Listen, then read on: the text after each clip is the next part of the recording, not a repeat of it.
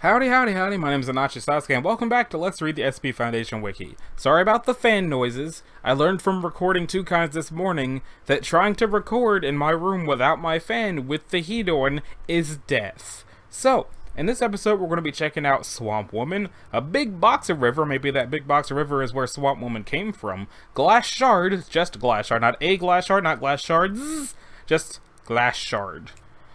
Pure Tones, and Snake Nut Can. Which I hope is just the thing of, like, you open the can of peanuts and a snake pops out, because the alternative is... I'm not going to go there. Let's check out the Swamp Woman. Better not be Keter. Okay. SCP-811 should be kept in a climate-controlled, cylindrical, glass enclosure, between 10 and 20 inclusive meters in diameter, filled to a depth of no less than 2.5 metres, on average with wetland soil and stagnant fresh water. It is to be furnished with a variety of aquatic plants from its native swamp and blank, as the remaining vegetation there has exhibited the adaptation to regrow quickly from injuries endured during contact with 811, as long as the roots are undamaged. Logs of manageable size and additional humus, probably humus, rich soil may be provided for good behavior. It's probably humus, actually, because there's not enough M's for it to be humus. Water depth is not to exceed half a metre at its lowest point. Height of the enclosure must be no less than 5 meters above the highest soil point. The temperature is to be kept at 25 degrees Celsius, and humidity should be kept above 70%. There should be a decontamination airlock chamber between the door into the enclosure and the door into the rest of the facility. Air that is ventilated into the enclosure should not be recirculated back into the rest of the facility under any circumstances. The methane resulting from 811's normal interaction with its environment is not anomalous and may be bottled for use as fuel. No heated elements or open flames are permitted inside the enclosure, because methane. The enclosure must be tested daily for pH and microbe levels in both the soil and the water, as well as for changes in chemical composition. The enclosure should be cleaned bi-weekly, preferably by disposable dudes. All discarded waste should be put in quarantine for analysis before disposal by standard biohazard protocol. Probably fire. Subject is to be given at least 5 kilograms of live food. 24 hours after its completion of its previous meal. Subject is not averse to preying on humans, and it is recommended that personnel not enter the enclosure if 811 has not fed in over 16 hours. No invasive medical procedure may be performed on 811 outside of emergency situations in which such a procedure is required to save the subject's life. Minimally invasive procedures require review and unanimous approval by 811's assigned medical team and the current project head. See document 811B for a list of substances that may be administered as medication to 811. All requests by the subject are to be reviewed by both an overseeing animal enrichment specialist and at least 1 level 3 personnel before approval, and the review should not take more than 48 hours unless exceptional circumstances dictate otherwise. While 811 is not generally aggressive unless it feels hungry or threatened, all handling personnel are to be cautioned that it is still an opportunistic ambush predator, and safety precautions must still be taken to avoid possible injury or infection. All personnel entering the enclosure must wear full-body, non-organic biohazard suits and breath masks, and must be in groups of at least 2. No personnel are to enter the enclosure if they have open wounds or sores anywhere on their body. Those suffering from asthma or other respiratory affecting conditions are prohibited from entering the enclosure without a signed note from a physician with level 4 security clearance. Dang. As far as research indicates, 811 cannot cause serious injury to anyone properly wearing their biohazard suit. Anyone who removes any part of their biohazard suit while still in the enclosure for any reason at all will be subject to disciplinary action up to and including reassignment to a project that will not be adversely affected by their status as an amputee. Oh. Description: SCP-811 is shaped similarly to a human female with disproportionately long and thin limbs and a slightly bloated abdominal region. That sounds like the spitters from Left 4 Dead 2. It is 171 centimeters tall and weighs just under 47 kilograms due to its strange physiology. See Addendum 2 for details. Its skin has slight abrasive properties and is a mottled green color that serves to camouflage it amongst the reeds in its natural habitat. Its sweat has been observed to act as a mild skin irritant.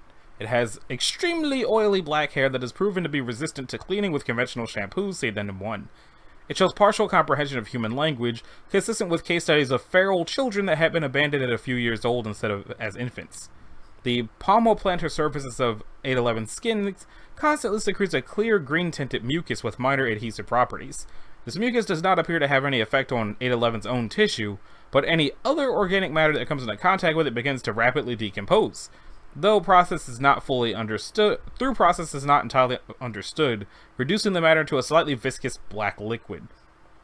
Prognosis and procedure for personnel who have come into contact with 811's digestive mucus is the same for naturally occurring necrosis and gangrene once the mucus has been washed off.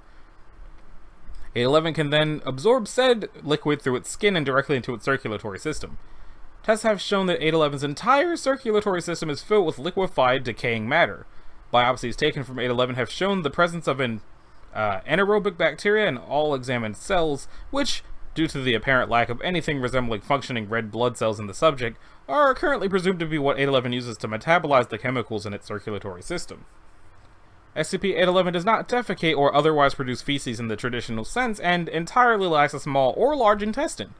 Instead, cellular waste and substances 811 is unable to metabolize collect in what is, anatomically speaking, its stomach.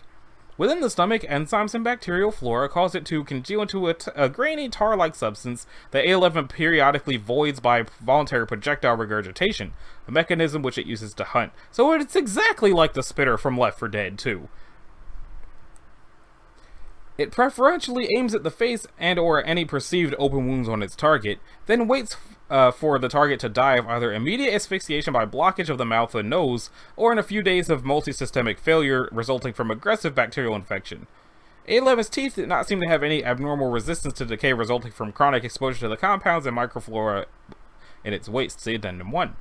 Prognosis for personnel who have had contact with the waste through mucous membrane or open wound is good if broad-spectrum antibiotic therapy is begun in the first 3 hours, but then rapidly declines. Personnel who were disposable dues or have gone 12 hours without getting any treatment may request termination. To date, 811 has requested regular delivery of cows, denied.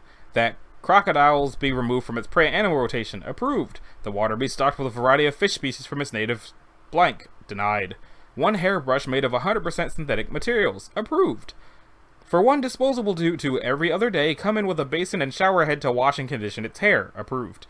It has been noted that standard strength hair shampoos do not adequately clean away the excessive oil in 811's hair, and use of a formula with a higher proportion of stronger surfactants has been authorized. Surfactants? Surfactants? To be addressed by a two-syllable name that has been translated as A.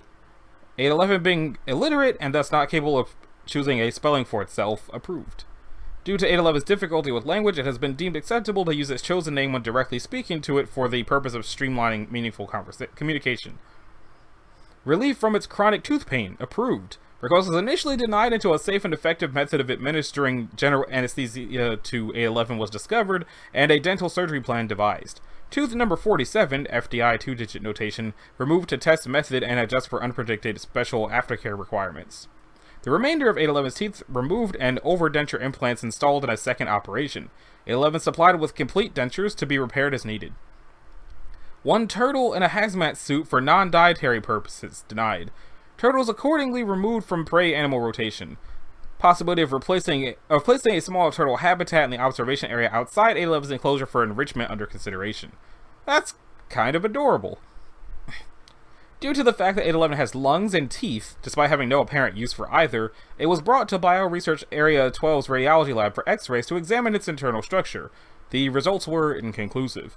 Subsequent MRI testing has revealed that 811 has a number of unusual glands and organs attached to its lymphatic system, which may assist in regulation of the viscosity and microbial flora of the material in its circulatory system.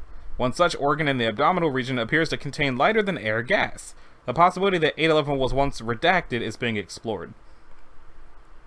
Due to the possibility of maintaining a sterile operating environment, limited understanding of 811's biology, and difficulty in calculating the subject's mass, the risk of major complications or subject death has been deemed too high to authorize exploratory surgery. And there's an interview log. Dr. Trebuchet, Junior Lab Assistant Watchell. Dr. Trebuchet and Junior Lab Assistant Watchell entered 811's containment unit. Dr. Trebuchet is carrying a clipboard with a document on it and a shoebox. Hey, Doc D? What want? Questions. Food.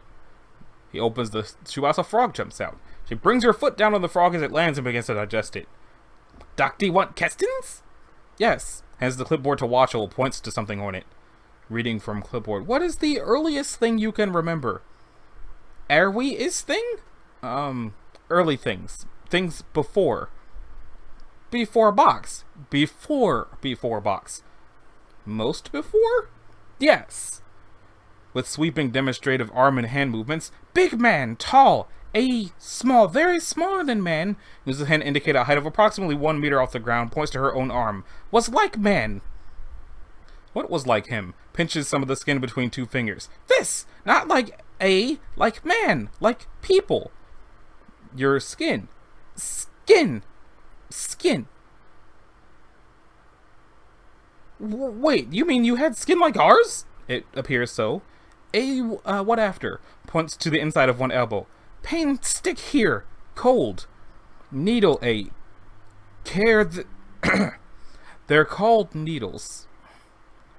Needle. Here. Cold. And then pain. Pantomiming something coming out of her mouth. Red. Was very hungry, scared. Ate man. Skin like this. Oh god. At this point, Watchel begins to vomit in his hazmat suit. 811, misinterpreting this as a sign of hostility, retreats into one of the pools of water in its enclosure and does not resurface till both Watchel and Dr. Trebuchet have left. Notes: while I understand the appeal of training the new blood on something relatively harmless and as green as they are, could you please throw them at some other humanoid for a while? I'm trying to actually get things done here. So, the swamp woman wasn't that bad. I mean, she sounds like she looks terrifying, but she sounds like she's actually a very pleasant lady. Big box of river. Is that the big box of river? It looks like it. It's in transit to Site 19. Being inanimate and more or less inert, 812 can theoretically be stored almost anywhere. However, to prevent accidental flooding, the object should be kept outdoors. One of the object's doors should be opened at only one of the doors should be opened at a time. Carelessness, particularly in transit, can and will result in drowning. If both doors are open at once, the rate of flow will render the act of closing the double doors impossible. Close the side door and the flow will stop. 812 is currently housed at Site 19, outside, next to the general equipment sheds. It is to be kept securely locked, and tampering by unauthorized personnel is grounds for demotion and or disciplinary action. Probably termination, because everything is grounds for termination in this place. I'm pretty sure the only things that are not ground for termination is having already been terminated. And even then, there's at least one dude where they might do it anyway. So, 812 is a nondescript cargo container of corrugated steel measuring 12 by 2.5 by 2.5 meters. There is a sliding door measuring 2 by 2 meters set in one of the long sides, and a set of double doors is built into one of the square ends. The object is painted dull red and partially covered with spray paint graffiti. Official markings include the number 247 and the word Anthercorp, which identifies no commercial entity. The object weighs approximately 4,000 kilograms when empty and can hold up to 26,500 kilograms. 812 has a noticeable tendency to be misplaced or forgotten by whomever is charged with it. Photographs and first-hand accounts suggest it has been in motion almost constantly since original manufacture, but despite this, the object has appeared only on 2 cargo manifests in the last 16 years, and none before that. Its precise age and origin are therefore impossible to determine. When the side doors open, the interior of 812 is completely filled with running water, which flows rapidly in the direction of the double doors parallel to the long sides. The water is somehow contained within the object and does not pass through the side door, which is otherwise entirely permeable. Solid matter presses through easily and can be used to draw out water. This appears to be a 2-level binary switch dimensional anomaly, i.e. when the side doors open, 812 remotely accesses a 12-meter section of an otherwise normal body of running water. When the side doors close, the object behaves more or less as a normal cargo container. In the event that both sets of doors are open at once, all water passing through 812 will flow out the double doors. This will quickly fill any space in which the object is stored, at which point pressure will be neutralized and normal flow will resume, passing through the object and vanishing where the double doors would be normally. Any water outside the object will become stagnant. The side door continues to act as an impermeable membrane, and the water will not pass through it under any circumstances, save when it is forcibly drawn out. Closing the side door will halt the flow of water. The current is fairly consistent, hovering around 1500 liters per minute, and has very low turbidity, despite the object's corrugated interior. Tests have shown that the water is not saline, but is quite rich in dissolved minerals, around 240 milligrams per liter, 40% that, 40% that, 5% that, 5% that, 5% that, and 5% that. I'm not a scientist. This composition strongly suggests that it is part of a subterranean river system. No ambient light is evident within the stream, and GPS tracers released into the stream simply vanish from detection, corroborating this hypothesis. Preparation is currently underway for an unmanned expedition to explore the river system. The current is far too swift to dive safely. No connection is evident between 812 and SCP-109.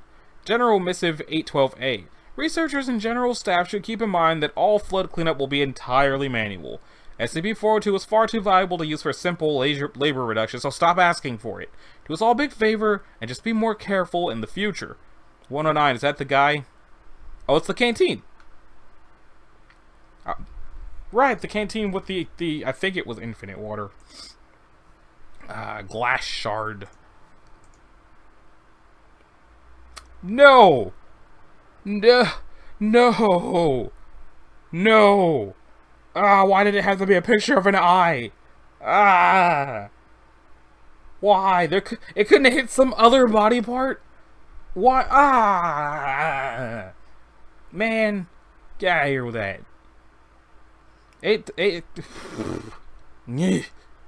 SCP-813 is housed at Site 117, and contained in a 2-meter cubic steel crate filled with an industrial foam. It must be encased within this foam at all times and must not come into direct contact with the interior walls of the container. The crate is suspended by industrial-grade elastic supports and is not permitted within 3 meters of any surface. Hosts of 1 are to be held in separate standard humanoid containment cells. Each instance of 1 should be removed from its host as quickly as reasonable. For information on surgical procedures necessary to 1 removal, see document 813-1. After removal, each instance will be contained in separate airtight steel canisters.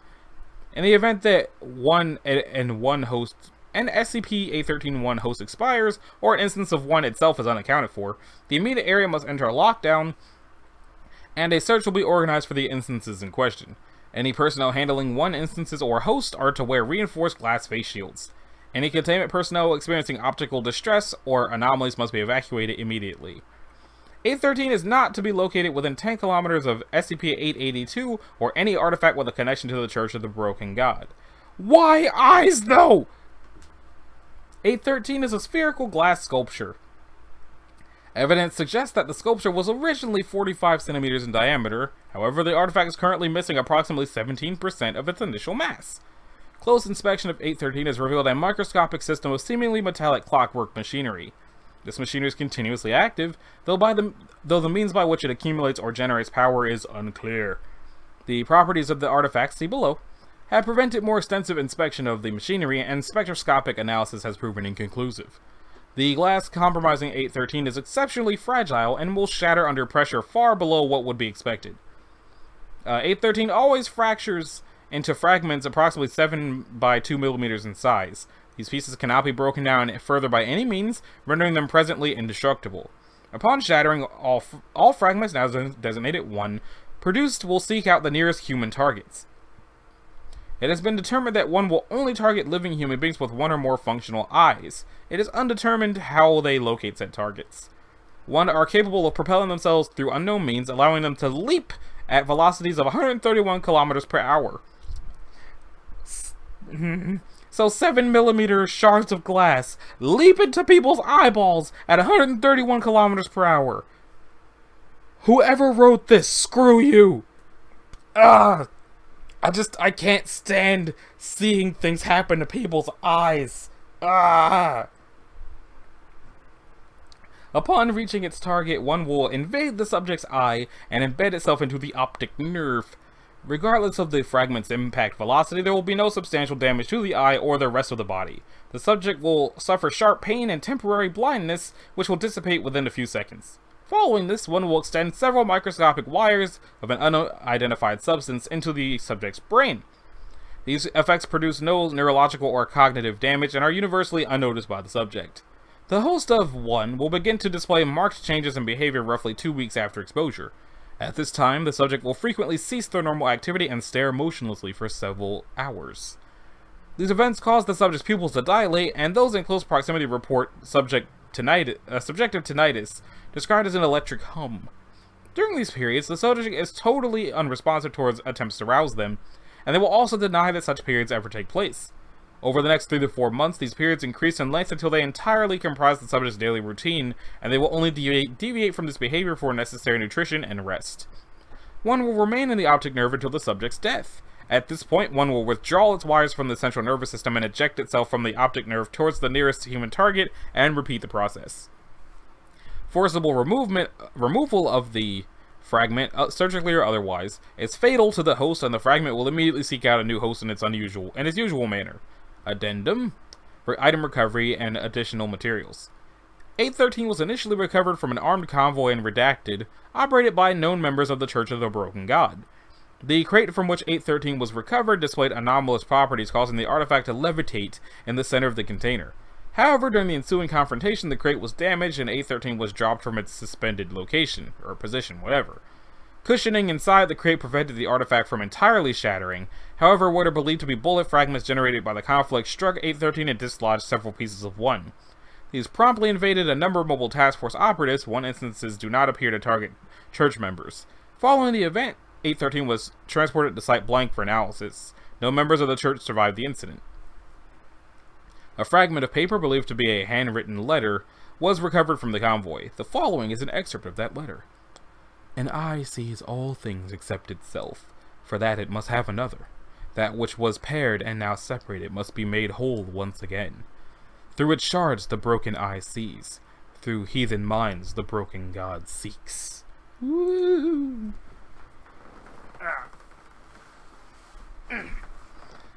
So, yeah. Screw everything about that. Just all of that. Screw it. All of it. All of it. All of it. All of it!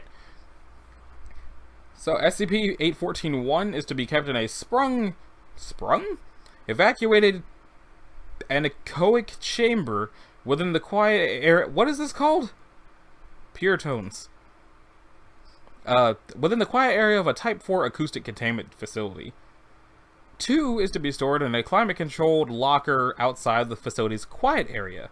As its mechanisms are very fragile, 1 is not to be accessed,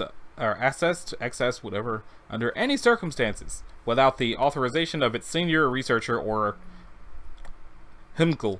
In the event of a site emergency, it is to be remotely destroyed, or 814 is. It is an ornate mahogany enclosure housing an antique wax cylinder type phonograph, circa 1900 CE, of unique design. The internal mechanism, which is completely functional, is capable of holding up to 4 music cylinders. Notably, it is capable of the replay of multiple cylinders simultaneously. The manufacturer's mark Syncope is etched on several of the phonograph's components. 2 is a set of 4 phonograph cylinders recovered from 814-1's 4-cylinder slots. These cylinders are approximately the same age as 1, albeit made of hardened steel rather than wax. Each cylinder has the phrase pure tone engraved on each end, followed by a number indicating the frequency in hertz of a sine wave tone produced by playing the cylinder. Yeah. The cylinder's audio grooves are engraved with extreme precision. Even under confocal microscopy, the grooves show no apparent deviation from the pattern required to produce a pure tone of precisely the given frequency. Addendum. After Incident 814 Break Glass, in which unauthorized recordings were placed in 3 of the 4 slots and the volume setting was set to 6 out of 10, experimentation with 1 is suspended indefinitely. So, I guess I should read them in order. So, significant effects of 2. When SCP-814-2 cylinders are played via 1, the sine wave tones produced are anonymously free of distortion. Even considering the nature of the cylinder grooves, such tones are exact to a degree theoretically impossible given the nature of the phonograph. Recordings of the tone show no deviations from a purely sinusoidal waveform other than those attributable to the recording equipment. When digital recorders are directly connected to 1, the resultant tones are sinusoidal to within the quantization error of the equipment used. This phenomenon has been confirmed from 8-bit to 11 kHz up to 32-bit 192 kHz. The cylinders can be played individually or in groups, the latter producing various dyad, triad, or tetrad octave harmonies. Humans exposed to the tones produced when 2 is played via 1 describe subtle but pervasive feelings of harmony, correctness, and well-being. This experience is moderately addictive. As such, human experimentation with 814 is to be limited. Subjects exposed to playback of 2 via any other cylinder phonograph report no such experiences. Click, click. Use of 1 to play any audio source other than 2 results in massive distortions of local space-time. What? These properties were discovered during Recovery Test Series A. During these tests, human subjects that had been exposed to the output of 1-2 combination became insistent on trying new audio cylinders. A subsequent transient effect, initially thought to be a monitoring glitch, but now thought to have been caused by a vigorous removal of audio cylinders while 1 was still engaged, resulted in the deaths of all personnel within the test chamber. After extensive experimentation, see Experiment Series SPA1 through A67, which is probably not here, the following general theory of the object's operation has been proposed. Slot 1 affects X, defined as spatial axis perpendicular to the front and back of 1. Slot 2 affects Y, defined as the spatial axis perpendicular to the sides of 1. Slot 3 affects Z, defined as the spatial axis perpendicular to the top and bottoms of SCP-814-1. And slot 4 affects T, defined as time. The playback of any tone or tones that are not a precise multiple or factor of 440 Hz results in space or time distortions. The extent and severity of these distortions depends on the amplitude of the cylinder grooves, the setting of one's volume lever, and the degree to which the pitch or pitches, and the source are not precisely in tune with an idealized 440 Hz reference. Even reference cylinders of a similar type to 2 result in noticeable space-time distortions when played. Observers described a multi-directional pulsating effect and a perceived distortion of time similar to that induced by certain hallucinogenics. Any other type of cylinder, including conventional music cylinders, induces drastic distortions of localized space-time when played through 1. Only 2 has been found to produce tones close enough to the idealized reference to prevent such effects. It has been theorized that the 1-2 combination's known effects on human subjects is actually a second-order result of its effect on local space-time. Experimentation to discover the full range of one's effects is ongoing. Well then. And that brings us to the Snake Nut Can. I said better not be Keter. SCP-815 requires no extraordinary containment procedures beyond a standard keypad locked storage blocker. Contact Dr. Myers for access permissions. Under no circumstances should any non-disposable dude open 815. It should be handled carefully as to prevent accidental activation. 815 is a novelty snake nut can, a common prank device that consists of a small canister labeled salted mixed nuts, while in actuality it contains 4 cloth-covered springs meant to represent snakes that fly out upon opening.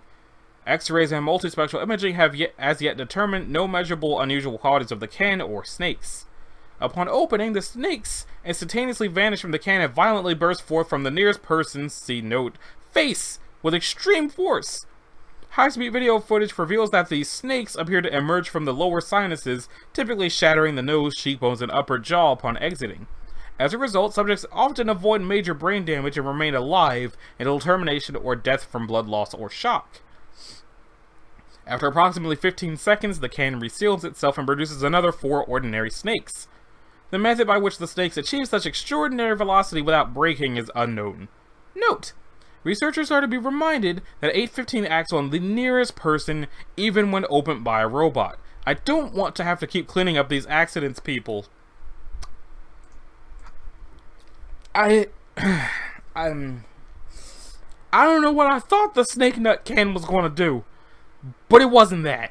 There is no way that that's what I would have thought that would do. Nobody should have expected that to be what that did. But that's what it did. Don't open the snake nut can or they'll come out of your face. Alright, so that about does it for this episode of Let's Read the SCP Foundation Wiki. And the next one, we're going to check out Darwin's Erector Set, Random Metamorphism, An Abandoned Project, Vital Suckers, and Las Langostas Pintadas. So, if you liked it, a like and subscribe will be groovy. If you didn't, you only do either one of those things. And I just saw that the episode after next, we're going to be reading about the Carnival of Horrors, and I'm not looking forward to that at all. But we'll get there when we get there. Later.